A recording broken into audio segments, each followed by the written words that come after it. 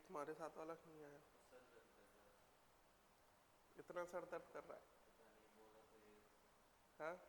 बोला तो ये मेरे से भी सर दर्द दे रहा है, तो मतलब मेडिसिन खाया और फिर सो गया वापस से। अभी तबीयत खराब का चल रहा है थोड़ा।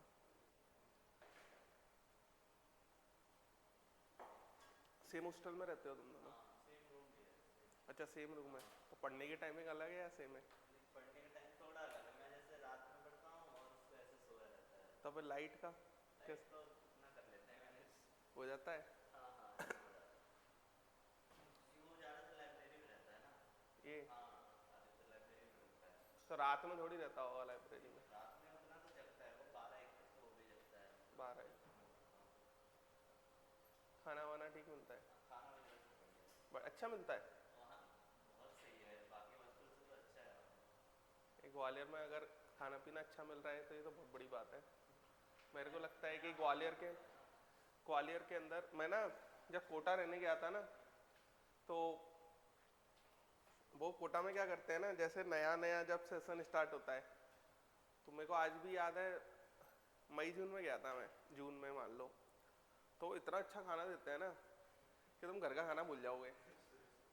इतना मतलब इतना अच्छा खाना देते हैं। जैसे संडे होता है तो संडे को तो वो मतलब आप सोच भी नहीं सकते, इतना अच्छा खाना देते हैं। और वहाँ का जो मैथ सिस्टम, अब तो मुझे पता नहीं है, अब एग्जैक्टली चीज़ें खराब हो गई हैं वहाँ।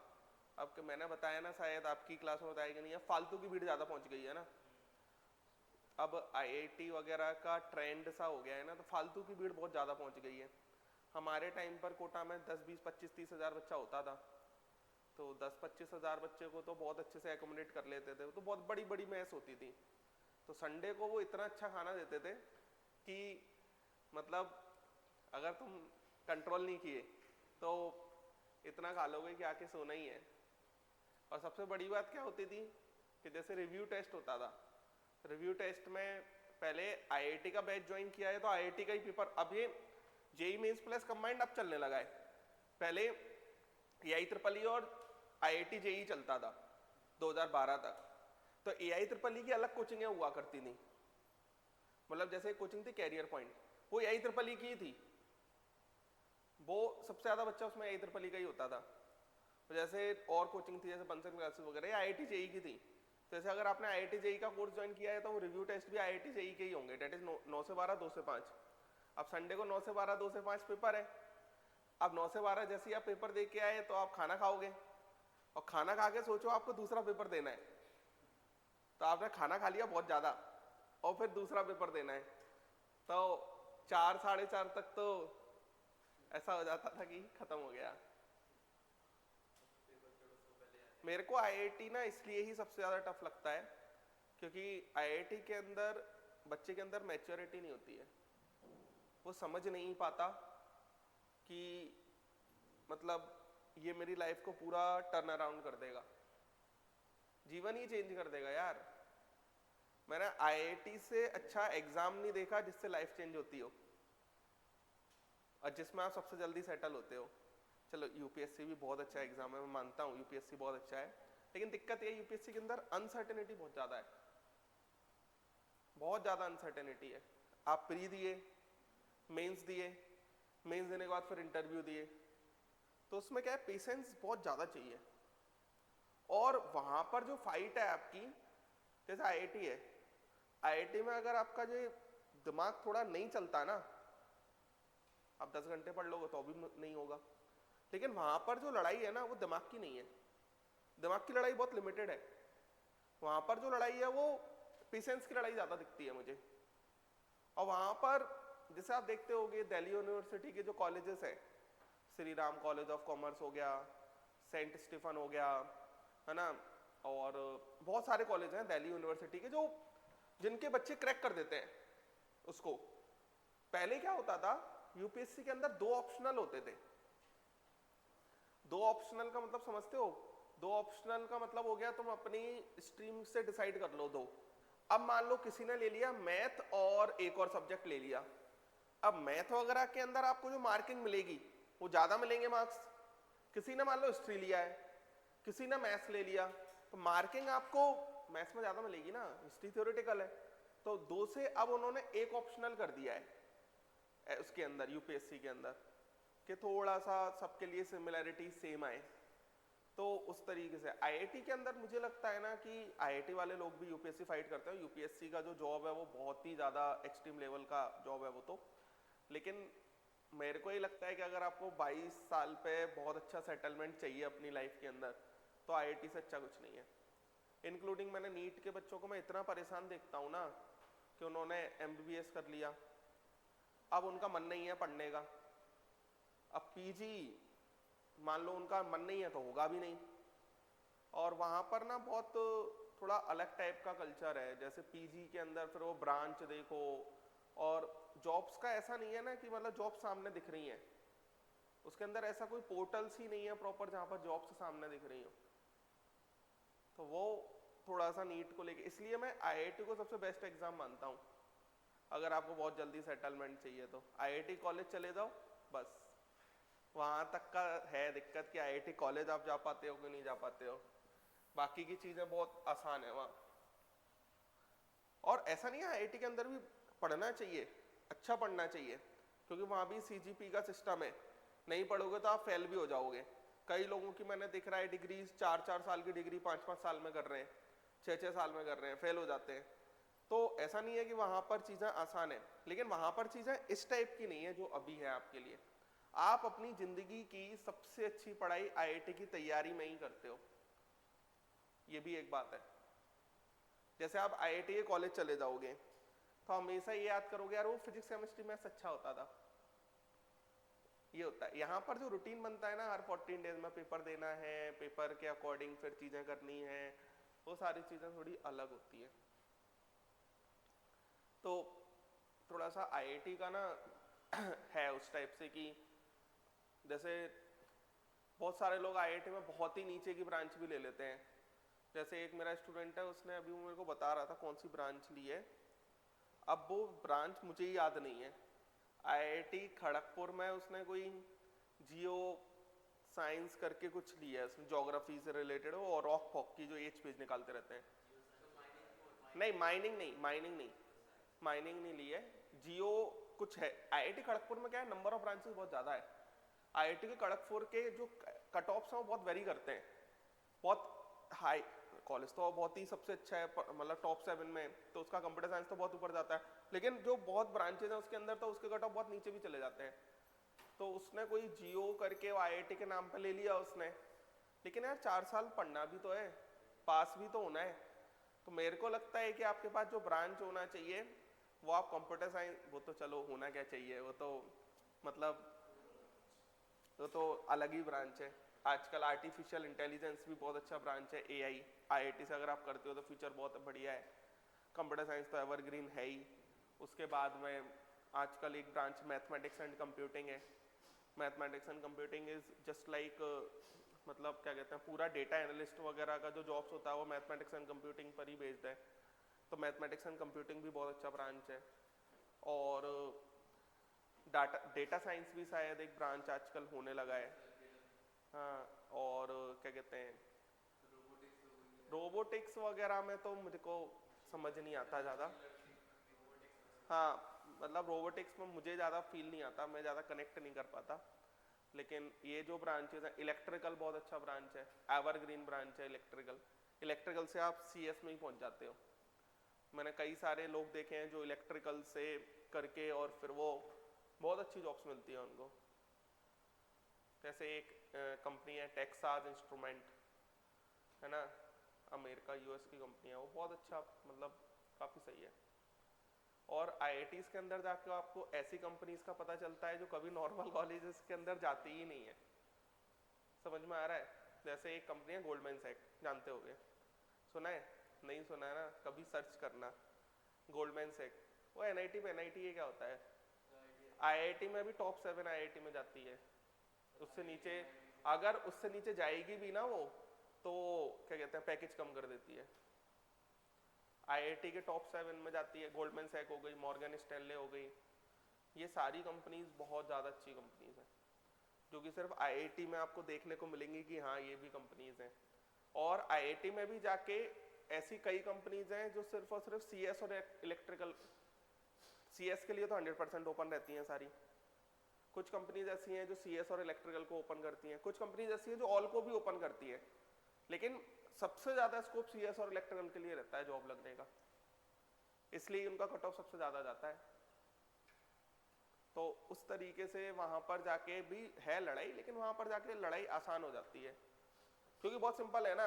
जैसे लोग कहते हैं कि IIT के अंदर प्लेसमेंट नहीं लग रहा इस तरीके से, तो अगर IIT में प्लेसमेंट नहीं लगेगा तो और कहीं तो लगना ही नहीं है। बहुत सिंपल सी बात है। एक सेकेंड होल्ड, लिखो molecular orbital theory.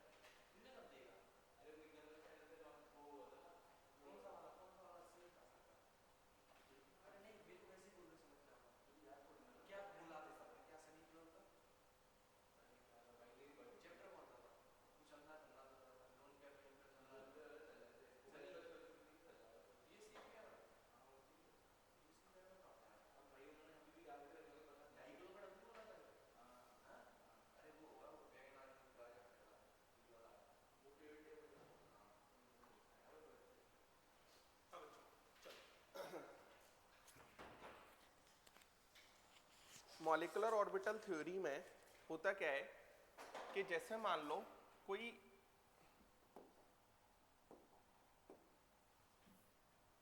A B है मान लेते हैं, ठीक है, और इस ए बी में hetero nuclear die atomic molecule है। अब मॉलिक्यूलर ऑर्बिटल थ्योरी ने क्या कहा कि सबसे पहले तो इसने इलेक्ट्रॉन का वेव नेचर ही कंसिडर किया।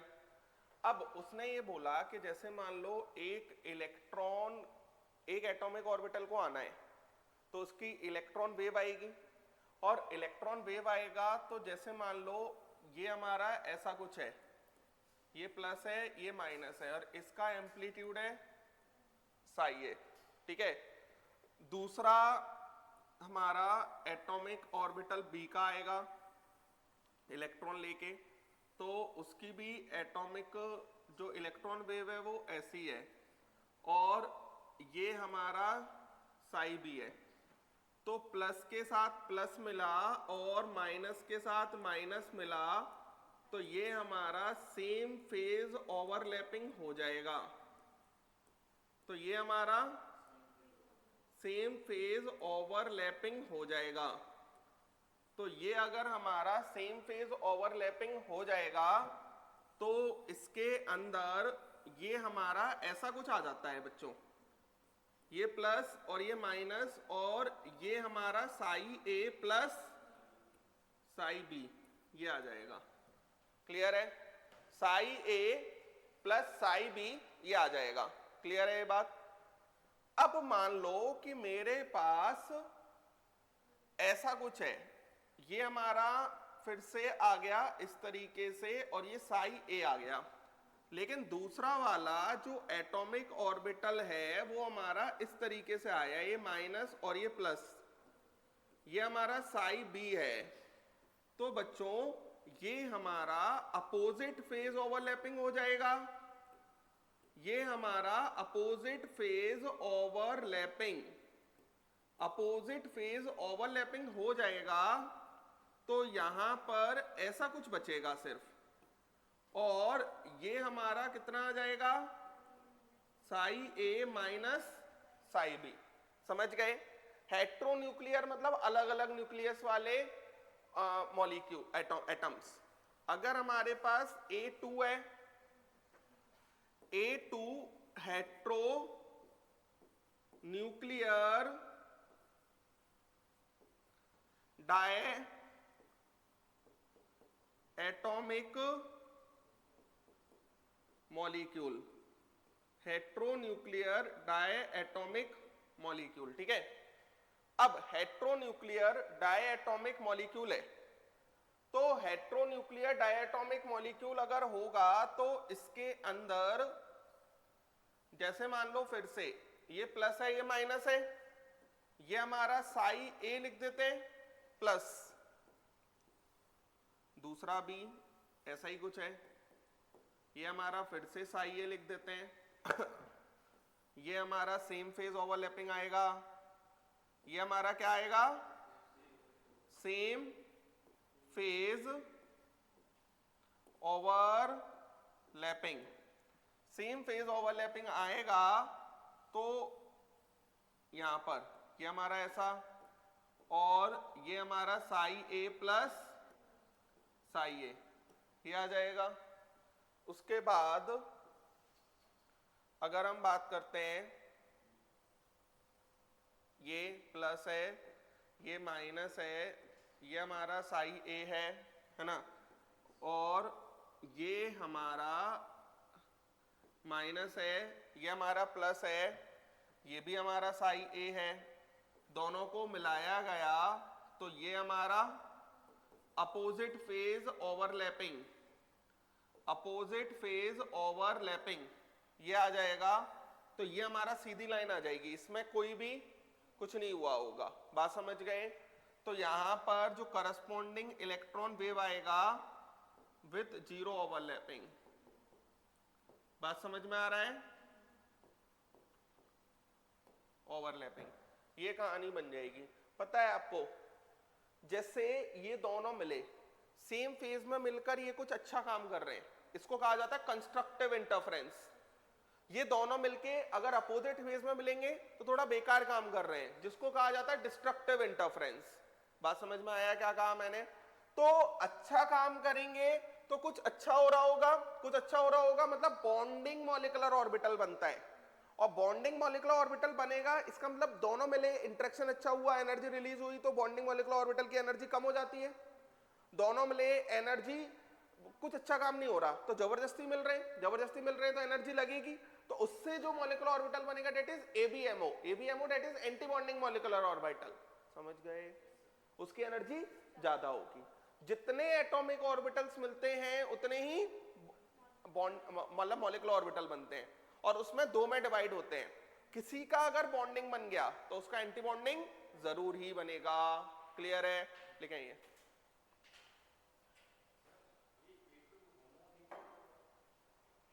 हाँ सॉरी, ये तो होमोन्यूक्लियर होगा।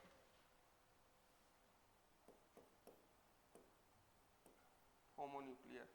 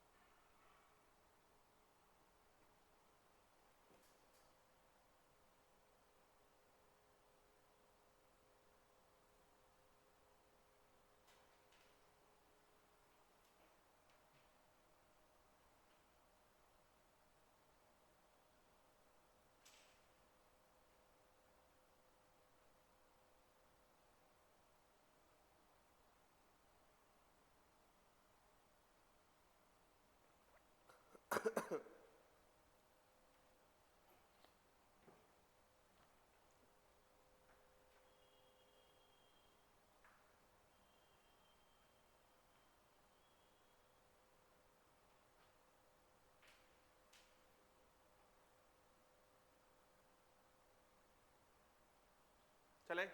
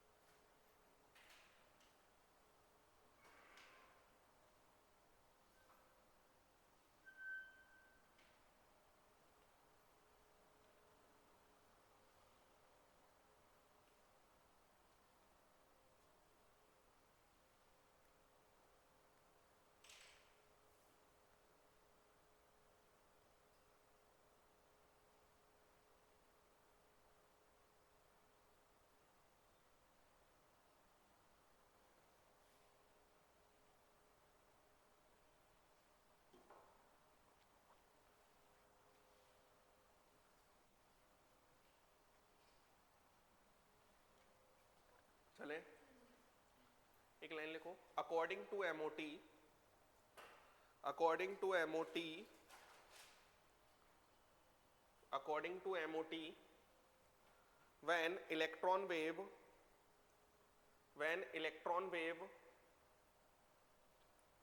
of bonded atoms overlap, when electron wave of bonded atoms overlap, they may be in same phase or in opposite phase. They may be in same phase or in opposite phase. They may be in same phase or in opposite phase. in same phase or in opposite phase. Case 1. Case 1. लिखो, when electron wave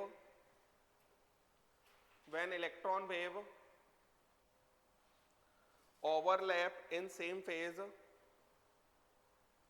when electron wave overlap in same phase, then there is constructive interference.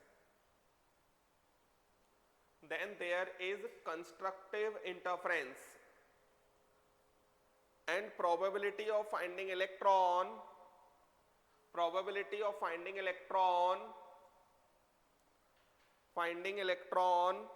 Bracket में लिख लेना Sai square, finding electron bracket में लिख लेना Sai square, is increased between the nuclei of bonded atoms,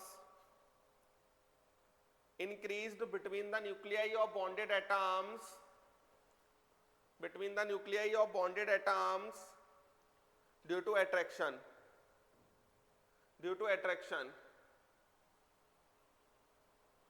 and formed molecular orbital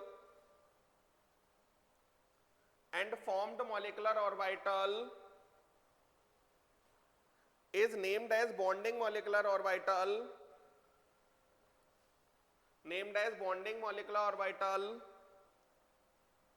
having lower energy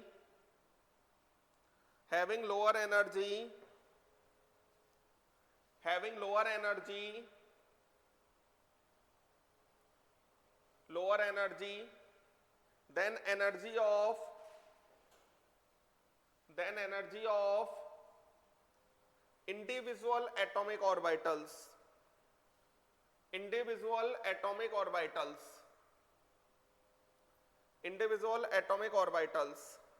Case 2. Next case लिखो, case 2 लिखो, when electron wave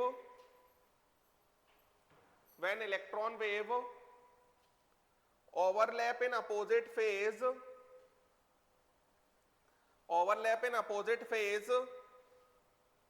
then there is destructive interference.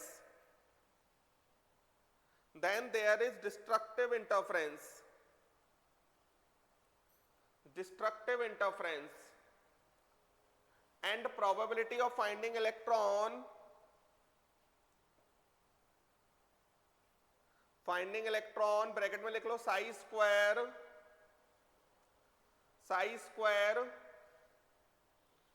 is reduced between the nuclei of bonded atoms,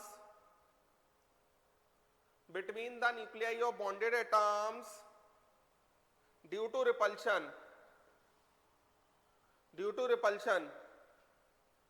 and formed molecular orbital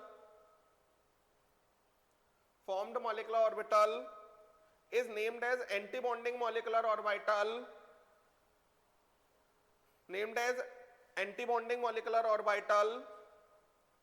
having higher energy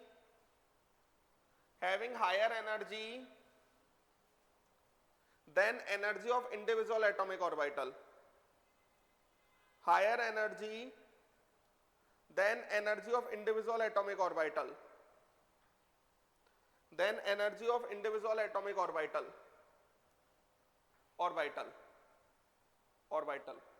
line change करके लिखो, wave function of formed molecular orbital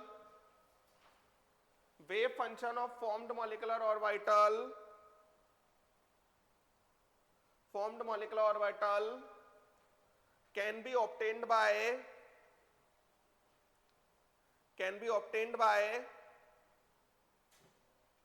simple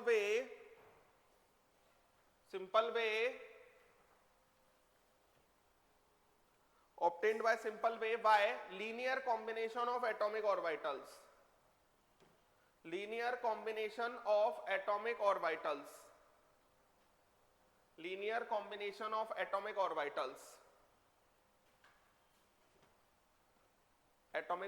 bracket में लिख लेना LCAO, LCAO, which may be of following two types, which may be of following two types, LCAO.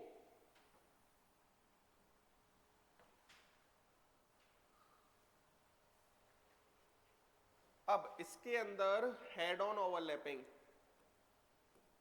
वही valence bond theory वाला, valence bond theory से कुछ चीजें अलग हैं बस यहाँ। हेड ऑन ओवरलैपिंग कौन सा? Sigma molecular orbital is formed, बात समझ में आ रही है? इसको हम एक्सियल ओवरलैपिंग भी कह सकते हैं, है ना? और साइडवेज और लेटरल ओवरलैपिंग, साइडवेज और लेटरल ओवरलैपिंग,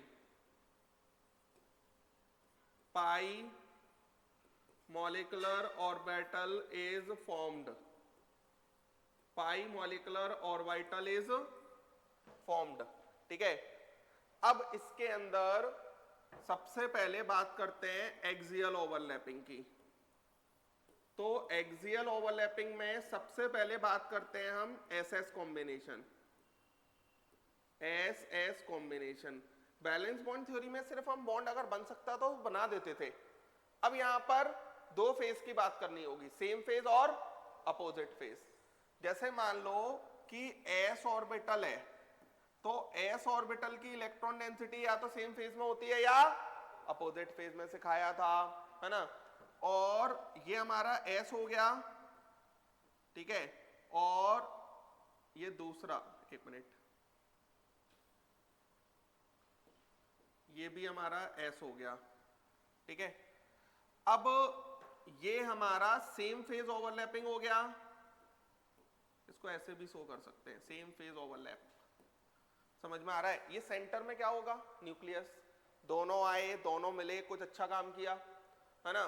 तो यहां पर ये हमारा ऐसा कुछ बन जाएगा, ये हमारा ऐसा कुछ बन जाएगा, ये न्यूक्लियस हो गया, और ये हमारा इलेक्ट्रॉन डेंसिटी बीच में बढ़ जाएगा। ये बात समझ में आया? और यहां पर ये हमारा जो बनेगा, इस ऑर्बिटल का नाम होगा sigma s bonding molecular orbital.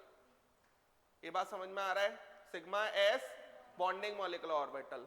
और इसको एक और नाम दिया जाता है साइजेरेड, जेरेड मॉलिक्यूलर ऑर्बिटल। जेरेड का मतलब होता है जिसके अंदर nodal plane 0, 2, 4, 6, 8 even number of nodal plane with centre of symmetry.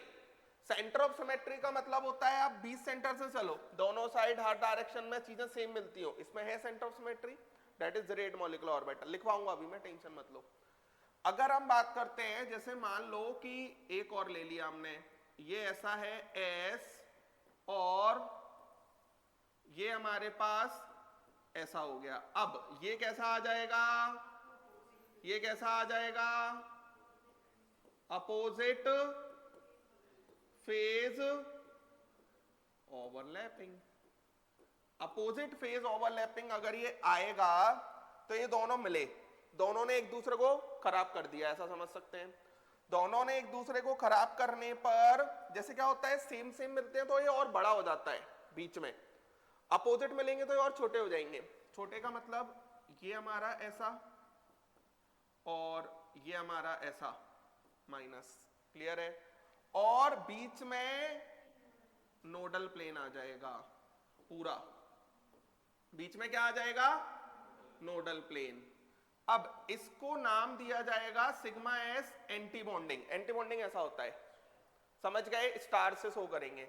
और ये साई अनजेरेड, ये मैं लिखवाऊंगा, आप टेंशन ना लो, साई अनजेरेड। क्लियर है ये कहानी? कुछ कुछ समझ पा रहे हैं क्या कहना चाह रहा हूं मैं? लिखेंगे।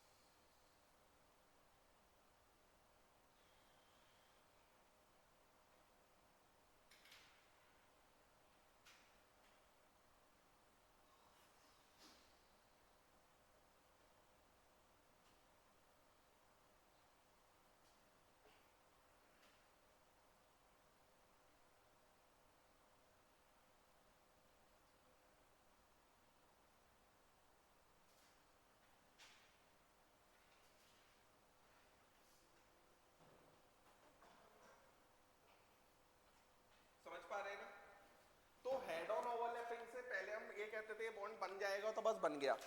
अब हम दो बातें कर रहे हैं कि भैया सेम फेज है कि अपोजिट फेज है। चले आगे। अब यहां पर एक और कॉम्बिनेशन की बात करते हैं, डेट इज पीपी कॉम्बिनेशन। अगर हम पीपी कॉम्बिनेशन की बात करेंगे तो देखना जरा, ये ऐसा है ना, प्लस ये हटा दूं,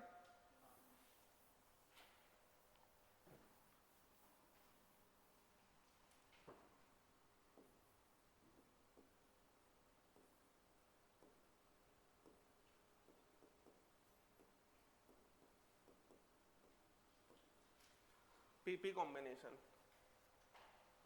पीपी कॉम्बिनेशन की अगर हम बात करेंगे, ये ऐसा प्लस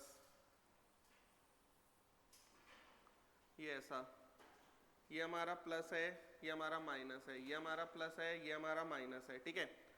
ये हो गया एक्स एक्सिस और ये हो गया वाई एक्सिस, ठीक है। अब यहां पर आ गया सेम फेज ओवरलैपिंग। तो सेम फेज ओवरलैपिंग आएगा तो ये न्यूक्लियस होगा, यहां पर क्या होगा, न्यूक्लियस होगा।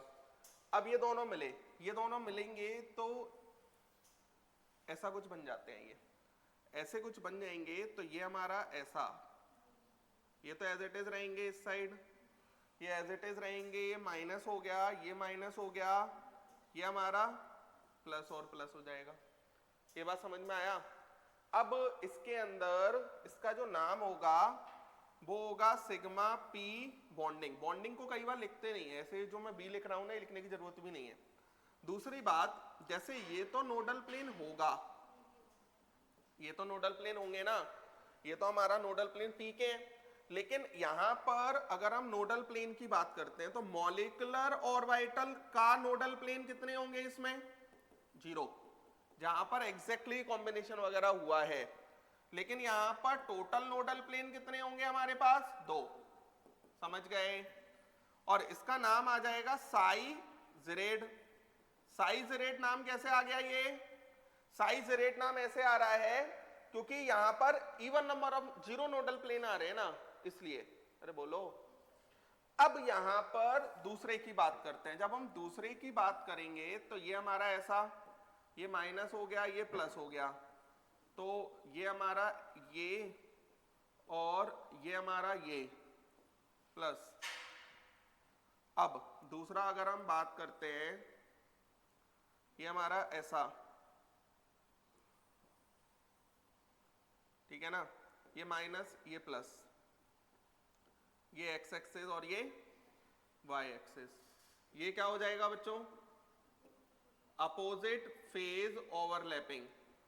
तो अपोजिट फेज ओवरलैपिंग जब होगा तो अपोजिट फेज के अंदर जब ये मिलेंगे तो और कम हो जाएगा, और कम हो जाएगा मतलब प्लस ये रहा, माइनस इसके आगे बड़ा दिखेगा क्योंकि प्लस और छोटा हो गया, और यहां पर माइनस ये दिखेगा और ये हमारा ऐसा दिखेगा। क्लियर है। ये बीच में दो, ये बीच में क्या आ जाएगा, नोडल प्लेन। तो यहां पर ये भी नोडल प्लेन होंगे। तो मॉलिक्यूलर ऑर्बिटल का nodal plane 3, total nodal plane sorry 1, total nodal plane 3। इस तरीके से कुछ चल रहा होगा। क्लियर है। और इसका जो नाम आएगा ये आएगा साई अनसेरेड। क्लियर है। इस तरीके से कुछ चलेगा। लिखें ये जल्दी से।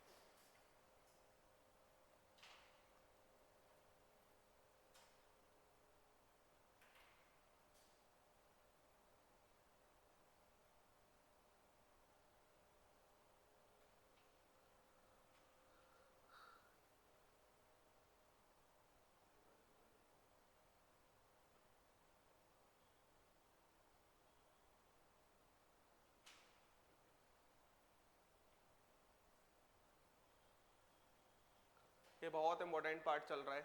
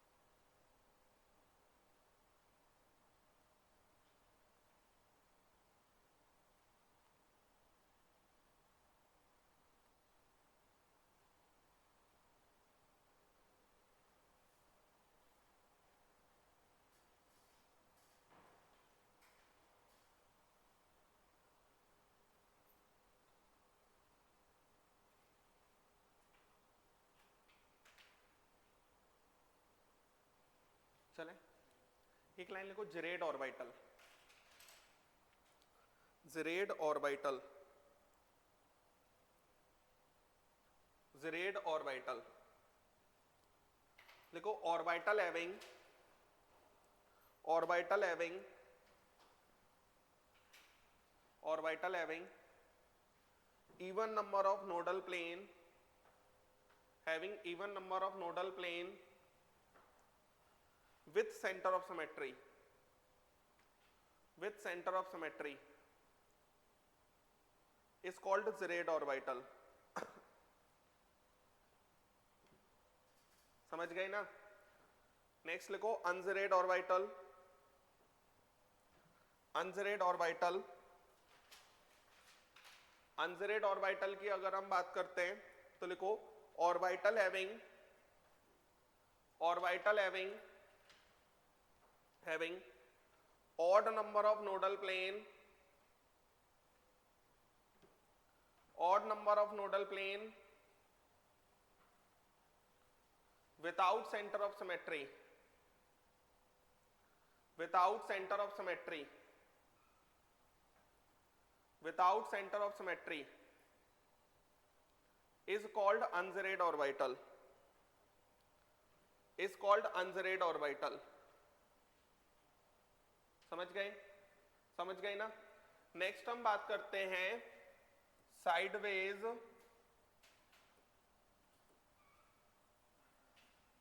और लेटरल ओवरलैपिंग, साइडवेज और लेटरल ओवरलैपिंग। तो साइडवेज और लेटरल ओवरलैपिंग की अगर हमने बात किया तो सबसे पहले इसमें एसएच कॉम्बिनेशन की तो कोई बात होगी नहीं, पीपी कॉम्बिनेशन की बात करते हैं हम। जब पीपी कॉम्बिनेशन की बात करेंगे, ये पी, ये प्लस, ये माइनस, ये मान लेते हैं एक्स एक्सिस और ये मान लेते हैं वाई एक्सिस, प्लस ये माइनस, ये भी हमारा ऐसा कुछ। अब ये हमारा सेम फेज ओवरलैपिंग हो रहा है, ठीक है? तो सेम फेज ओवरलैपिंग जब हम करेंगे इसका, तो प्लस के साथ प्लस मिल रहा है, माइनस के साथ माइनस, ये हो गया न्यूक्लियस। तो इसके अंदर ये हमारा ऐसा कुछ हो जाएगा, ये अब ये हो गया प्लस और ये प्लस, ये न्यूक्लियस हो जाएगा, ये न्यूक्लियस हो गया, ये माइनस माइनस। और जैसे इसमें भी नोडल प्लेन तो यही वाला होता पी वाई में, और ये नोडल प्लेन ऑटोमेटिक इन दोनों के बीच में भी आ रहा है, तो नोडल प्लेन सेम ही हो गए, तो इसमें टोटल वाली बात नहीं होगी। ये बात समझ में आती है ना? ये हमारा नोडल प्लेन आ जाएगा और इसके अंदर सिग्मा पाई पी बॉन्डिंग, और ये हमारा साई अनजेरेड। बात समझ में आया? तो पता है सिग्मा का बॉन्डिंग वाला जेरेड होता है, एंटी बॉन्डिंग वाला अनजेरेड होता है, पाई में उल्टा चलता है। समझ गए? अब देखें जरा, ये प्लस हो गया, ये माइनस हो गया, ये एक्स हो गया, ठीक है, ये वाई हो गया, ये माइनस, ये प्लस, ठीक है। अब इसके अंदर अपोजिट फेज ओवरलैपिंग, तो ये जब होगा तो पता है ये दोनों मिले एक दूसरे को खराब कर देंगे। समझ में आया? एक दूसरे को खराब कर देंगे तो ये ऐसे कुछ एक दूसरे से दूर चले जाते हैं, तो ये ऐसे कुछ एक दूसरे से दूर चले जाएंगे, ऐसे कुछ एक दूसरे से दूर गए, प्लस माइनस माइनस प्लस, ये हो जाएगा। तो ये हो गया आपका बीच में नोडल प्लेन, ये नोडल प्लेन एक ही आ गया और एक ये नोडल प्लेन होगा, और दोनों मॉलिक्यूल दोनों न्यूक्लियस के बीच में ही आ रहे हैं, तो नोडल प्लेन कितने आ जाएंगे इसमें? दो। सेंटर ऑफ सिमेट्री भी है इसमें, देखो सेंटर से चलो, जितना इधर उतना इधर, जितना इधर उतना इधर, जितना इधर उतना इधर, तीनों में सेम चीजें मिल रही हैं। Pi p antibonding, psi gerade, psi z. Clear है? नेक्स्ट अगर हम बात करते हैं तो डीडी कॉम्बिनेशन भी देख सकते हैं। वैसे जरूरत नहीं पड़ती है हमें डीडी कॉम्बिनेशन की, लेकिन ठीक है। देखो इधर ये ऐसा और ये ऐसा डायगोनली सेम होता है। ये एक्स एक्सिस मान लेते हैं और ये वाई एक्सिस मान लेते हैं। कोई तकलीफ आपको? यहां पर ये ऐसा, ये ऐसा, माइनस माइनस, ये x और ये y, ये हो गया हमारे पास सेम फेज ओवरलैपिंग। ठीक है, तो प्लस के साथ प्लस मिला, माइनस के साथ माइनस मिला, और बड़े हो गए। और बड़े अब अगर हमारे हो जाएंगे तो इसके अंदर देखो जरा, ये उसके आगे छोटे ही दिखेंगे, तो ये माइनस और ये प्लस, न्यूक्लियस बीच में ही होगा। ये हमारा ऐसा, ये हमारा ऐसा, तो ये हमारा प्लस प्लस, ये हमारा माइनस माइनस, और ये हमारा ऐसा माइनस और ये प्लस, ऐसा ही तो आएगा। अब इसके अंदर अगर हम नोडल प्लेन की बात करते हैं तो इसके अंदर हमें नोडल प्लेन दो मिलते हैं, एक तो ये मिलता है और एक ये मिलता है। तो ये वाला नोडल प्लेन तो अभी भी है ना, और इसके अंदर अगर हम देखते हैं तो नोडल प्लेन ये तो आ ही रहा होगा, तो तीन नोडल प्लेन आएंगे इसके अंदर। तो नोडल प्लेन अगर हम देखते हैं मॉलिक्यूलर ऑर्बिटल का नोडल प्लेन कितने आ रहे हैं? एक। टोटल नोडल प्लेन कितने आ रहे हैं? तीन। आ रहा है समझ आपको? ये हमारा पाई डी बॉन्डिंग साई जेड। अरे बोलो, कोई तकलीफ? हाँ वही लिखा है यार, साई अनजेड। क्लियर है? अब इसके अंदर अगर हम बात करते हैं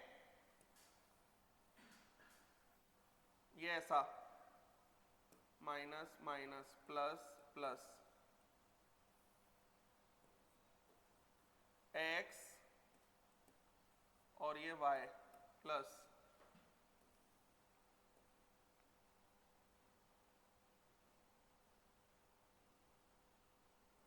देखना जरा,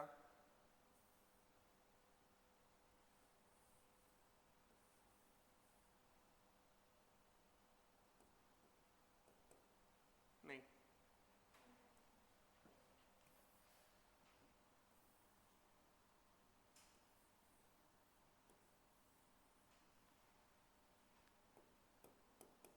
क्लियर? ये हो गया फेज ओवरलैपिंग। इसको नीचे बना रहा हूं मैं, दोनों मिले एक दूसरे को खराब कर दिया और छोटे हो जाएंगे वो, तो ये उसके कंपैरिजन में बड़े दिखेंगे। ये माइनस है, ये प्लस है, ये ऐसा और ये ऐसा, ये हो गया प्लस, ये हो गया माइनस। ठीक है, ये माइनस, ये प्लस, ये हमारा और बड़ा, ये हमारा ऐसा। समझ गए? ये हमारा क्या आ जाएगा? ये ऐसा। एक नोडल प्लेन तो ये हो गया है ना, एक नोडल प्लेन ये हो गया और दो यहां आ गए, तो टोटल नोडल प्लेन कितने हो गए? चार।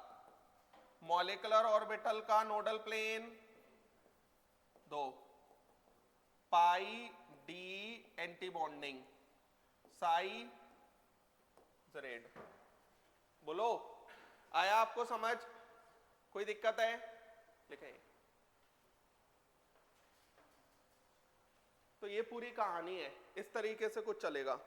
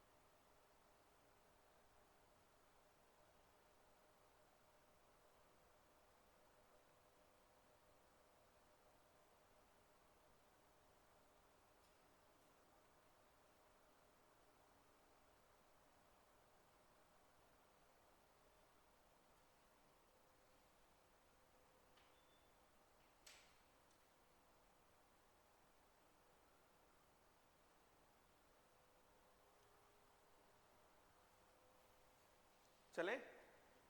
नहीं लिखा अभी?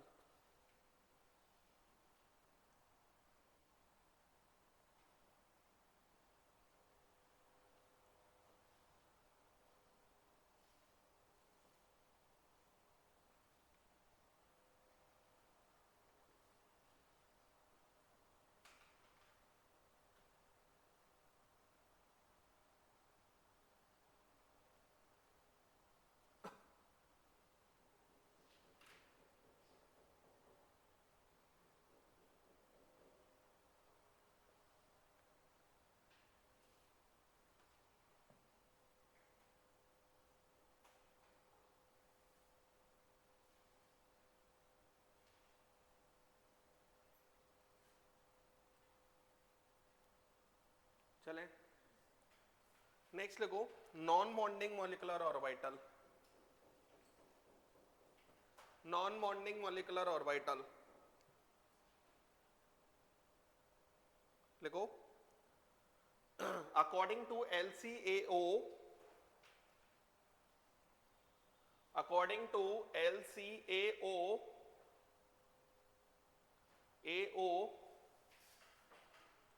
when same phase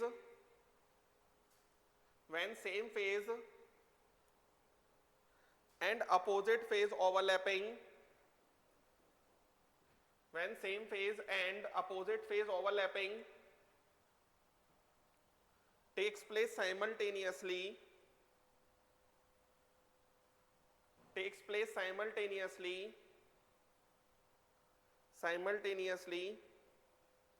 then non-bonding molecular orbital is formed.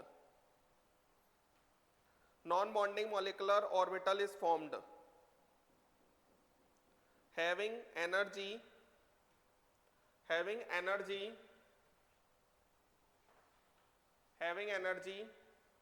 equal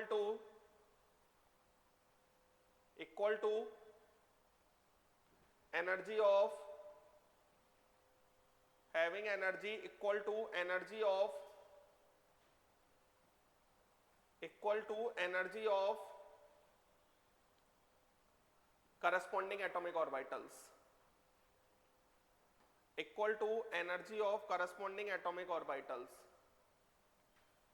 देखो इधर जैसे मान लो कि ये S है, ठीक है, और ये हो गया X और ये हो गया Y, ठीक है, और इसके अंदर ये है हमारे पास, अभी भी वैलेंस बॉन्ड थ्योरी का वो तो काम करेगा ही कि किस एक्सिस के साथ आ रहा है, कैसे आ रहा है, वो तो सेम चीजें हैं ही। अब ये मिलाया गया, तो ये जब मिलाए गए तो ये हमारा प्लस है, ये हमारा प्लस है, ये हमारा ऐसा मिला, ये प्लस मिला, ये माइनस मिला, तो ये सेम फेज और अपोजिट फेज दोनों एक साथ आ जाएंगे, तो that is non bonding molecular orbital, that is non bonding MO। जैसे ये हमारा ऐसा है, ये प्लस है, ये माइनस है, ये X है और ये Y है, और सॉरी ये प्लस है, ये माइनस है, ये X है और ये Y है, तो इसके अंदर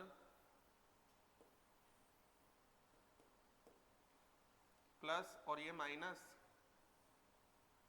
ये हमारा ऐसा, ये हमारा प्लस, ये हमारा प्लस, समझ में आ रहा है ना, और ये हमारा minus, that is non bonding molecular orbital. Same phase opposite phase दोनों एक साथ आ जाए मॉलिक्यूलर ऑर्बिटल में, that is NBMO, that is non bonding molecular orbital. Clear है, समझ गए ना, लिख लें।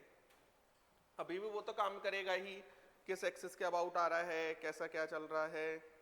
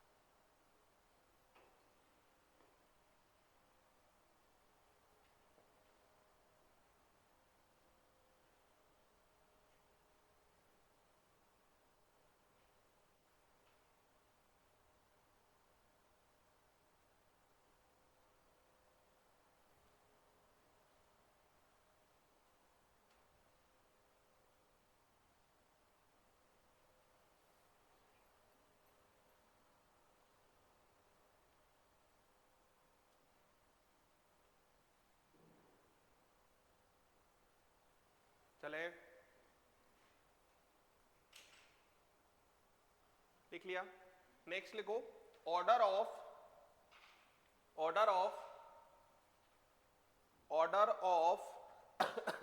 Energy level of molecular orbital. Order of energy level of molecular orbital. Order of energy level of molecular orbital. एक line लिखो, energy level order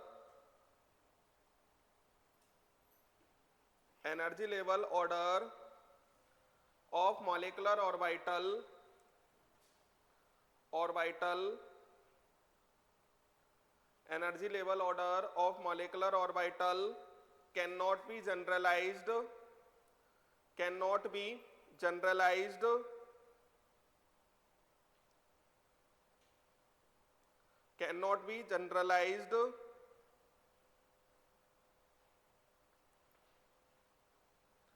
as atomic orbital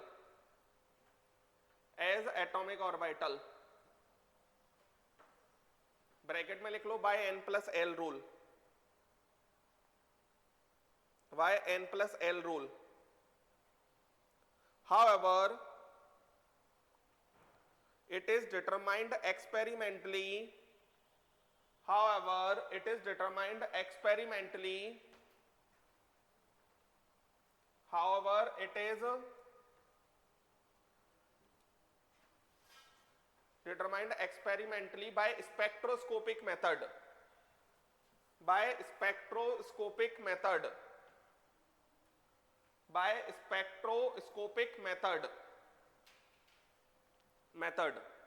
देखो क्या होता है इसके वही इंक्रीजिंग ऑर्डर में तो भरना ही है, वही अबाउ रूल, हुन्स रूल सब वैलिड रहेंगे, लेकिन इनका एनर्जी ऑर्डर हम निकाल नहीं सकते। बात समझ में आया? हमें याद रखना पड़ेगा, जैसे सिग्मा 1s, फिर sigma 1s anti bonding, sigma 2s anti bonding. फिर अब यहां पर सिग्मा 2pz, जेड एक्सिस को इंटरन्यूक्लियर एक्सिस मान लिया, फिर पाई 2px equal to pi 2py, फिर पाई 2px जिसका बॉन्डिंग बना है उसका एंटी बॉन्डिंग जरूर बनेगा, सिग्मा 2pz एंटी बॉन्डिंग। क्या होगा? ये ऑर्डर याद कर लेना है। और ये हमारा किसके लिए वैलिड है? Homo nuclear die atomic molecule having electron greater than 14 electron से ज्यादा वाले के लिए वैलिड है।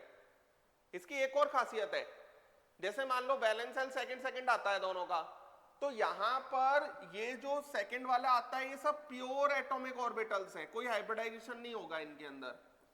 पाई में तो होता ही नहीं है, लेकिन ये भी हमारे कैसे रहेंगे? प्योर एटॉमिक ऑर्बिटल से बनेंगे। जैसे कि O2 की बात किया, O2 पे टोटल इलेक्ट्रॉन कितने हैं? 16।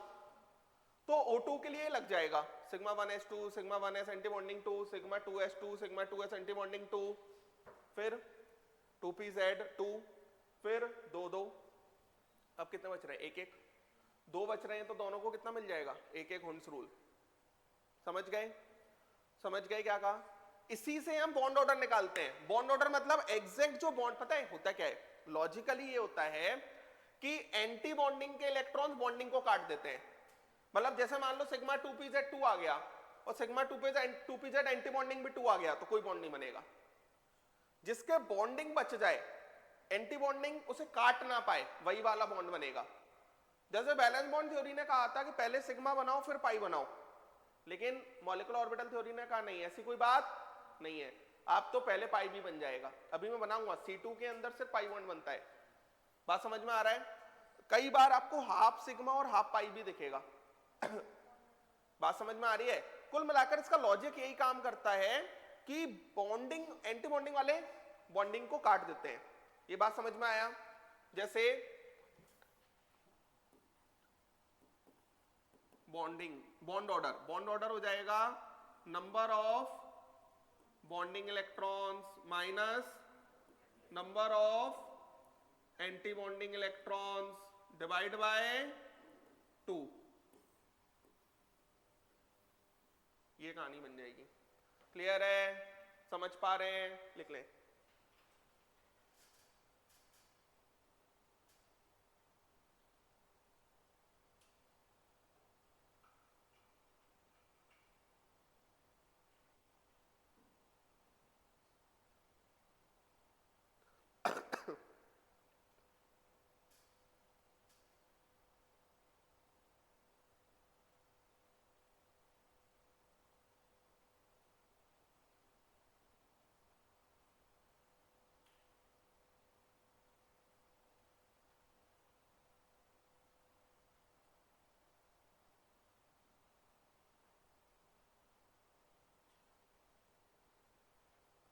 समझ पा रहे हैं ना?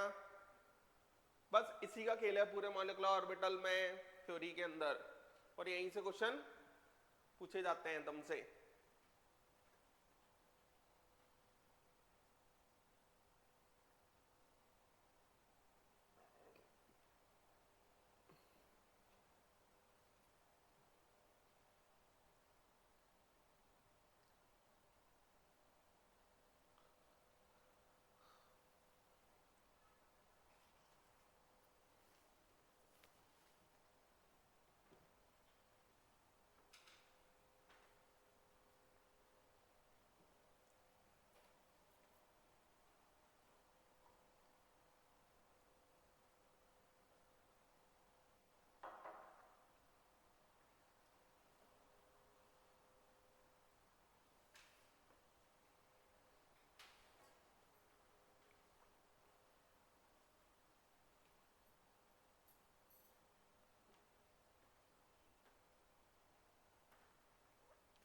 चलें, देख लिया?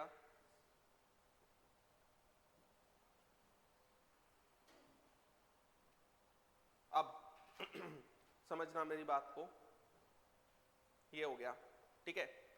यहां पर जितने भी सिग्मा बॉन्ड बन रहे हैं, अगर बैलेंस सेकंड है तो सेकंड से ही बनेंगे, वन तो एक दूसरे को काट ही देगा, तो वो सारे प्योर एटॉमिक ऑर्बिटल से बन रहे हैं। अब एक और एनर्जी ऑर्डर होता है सिग्मा 1s एंटी बॉन्डिंग,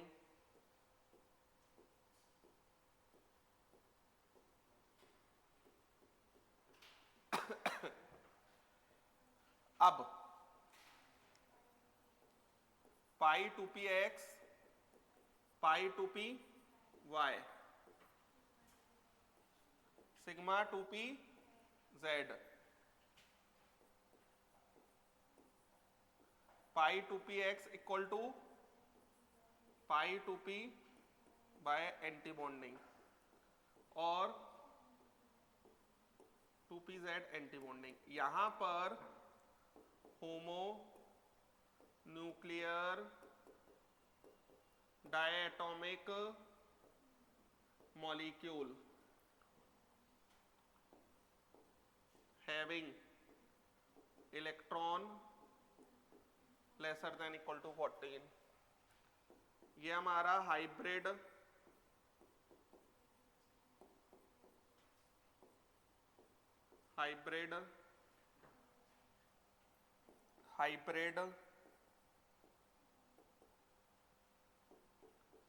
और ये हमारा हाइब्रिड।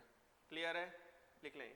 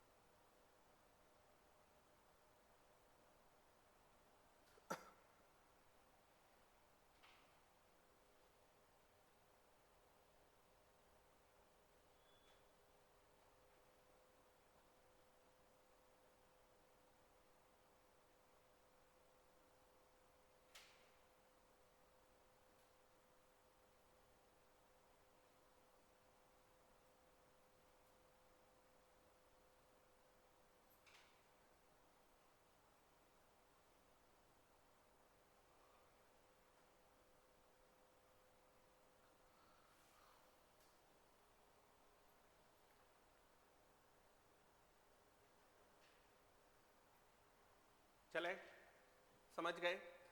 यहां पर ये लेसर देन इक्वल टू 14 पता है, मैं ना लॉजिकली मैं तो ऐसे याद रखता हूं, ऑक्सीजन के लिए और फ्लोरीन के लिए ये लगेगा, ठीक है, नाइट्रोजन के लिए, बोरॉन के लिए, कार्बन के लिए, और इससे जस्ट पहले वाले सब के लिए ये लगेगा। अब किसी ये जो रूल्स है ना, जैसे मान लो O2 2 पॉजिटिव हो गया, तो इस पर तो इलेक्ट्रॉन कितने हो गए, 14 14 हो गए ना, लेकिन हमको O2 2 पॉजिटिव के अकॉर्डिंग नहीं देखना, हमको O2 के अकॉर्डिंग देखना है। अगर O2 के लिए रूल लगेगा ना, तो O2 2 पॉजिटिव के लिए भी यही वाले से करेंगे।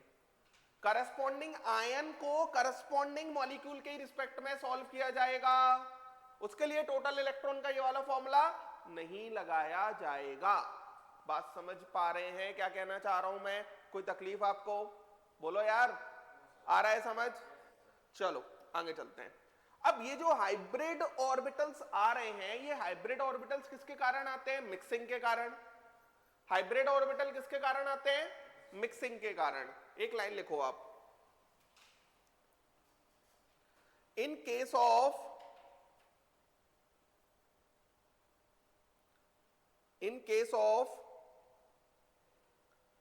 every diatomic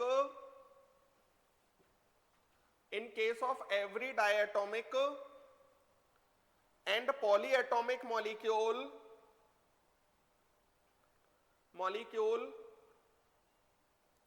sigma molecular orbitals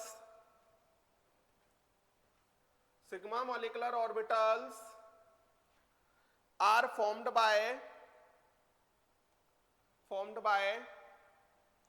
combination of hybrid atomic orbitals of bonded atoms, except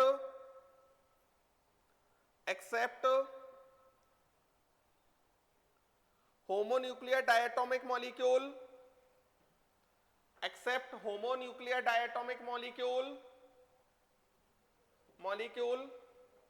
with more than 14 electrons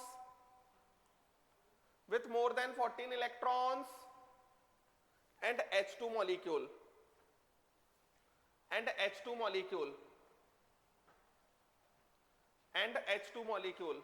पता है क्या कहना चाह रहा है?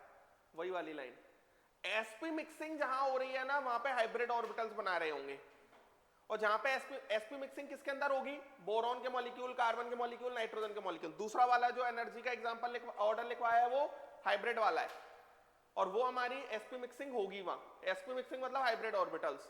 O2 और F2 के लिए sp मिक्सिंग नहीं होगी, तो इनके लिए अगर sp मिक्सिंग नहीं होगी तो इनके आयंस के लिए भी sp मिक्सिंग नहीं होगी। अब एक बात और समझते हैं थोड़ा लॉजिकली, देखो इधर, जैसे बोरॉन, कार्बन, नाइट्रोजन, ऑक्सीजन और फ्लोरीन, ये है। बात समझ में आया है ना? वो भी नहीं आया, इधर एक बैठता है, हाँ चश्मे वाला। अरे वो तो फिर 3-4 दिन चिकन बॉक्स में। तो देखो इधर, ये जैसे बैलेंस सेल तो इनका सेकेंडरी है सबका, जैसे ये 2s है और यहां पर इनका 2p होता है बच्चों, ये 2s है और ये 2p है, ये 2s है और ये 2p है,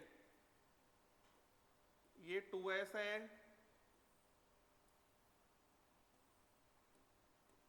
और ये 2p है, ये 2s है, ये 2p है। बच्चों जो एनर्जी डिफरेंस है वो बढ़ता जा रहा है, देख रहे हो आप? जेड इफेक्टिव बढ़ता जाएगा, एनर्जी डिफरेंस भी बढ़ता जाएगा, इसलिए O2 वाला जो मॉलिक्यूल है वो प्योर एटॉमिक ऑर्बिटल से बन रहा है। बात समझ में आया? और सेम F2 वाला, तो इन तीन के अंदर तो S and P mixing occurs, और इसके अंदर S and p mixing do not occur। बोलो, तो जहां पर s और p मिक्सिंग हो रही है वहां पे दूसरा एनर्जी ऑर्डर फॉलो होगा, जहां पे s और p मिक्सिंग नहीं हो रही वहां पर पहला एनर्जी ऑर्डर फॉलो होगा। अरे बोलो यार, तो आप तो सीधा याद रखो ना, O2 और F2 के लिए पहला वाला एनर्जी ऑर्डर फॉलो करना है, और उसमें जो सिग्मा बॉन्ड बनते हैं वो प्योर एटॉमिक ऑर्बिटल से बनते हैं। आया समझ? और जो दूसरा वाला एनर्जी ऑर्डर है वो B2, C2 और N2 के लिए फॉलो करना है, तो उनके आयंस भी उन्हीं से बनेंगे, और वो हमारा हाइब्रिड ऑर्बिटल से बनेगा, मतलब वहां S और P मिक्सिंग होगा। पता है कई बार ऐसा होगा, क्वेश्चन में कहेगा if sp mixing is not operative. sp mixing is not operative मतलब फिर कार्बन का भी मॉलिक्यूलर ऑर्बिटल डायग्राम पहले वाले एनर्जी ऑर्डर की तरह होगा। समझ में आया? और कुछ नहीं कहा तो हम sp मिक्सिंग मानेंगे। अरे बोलो, आया समझ क्या कहा मैंने? लिख लेंगे, ठीक है।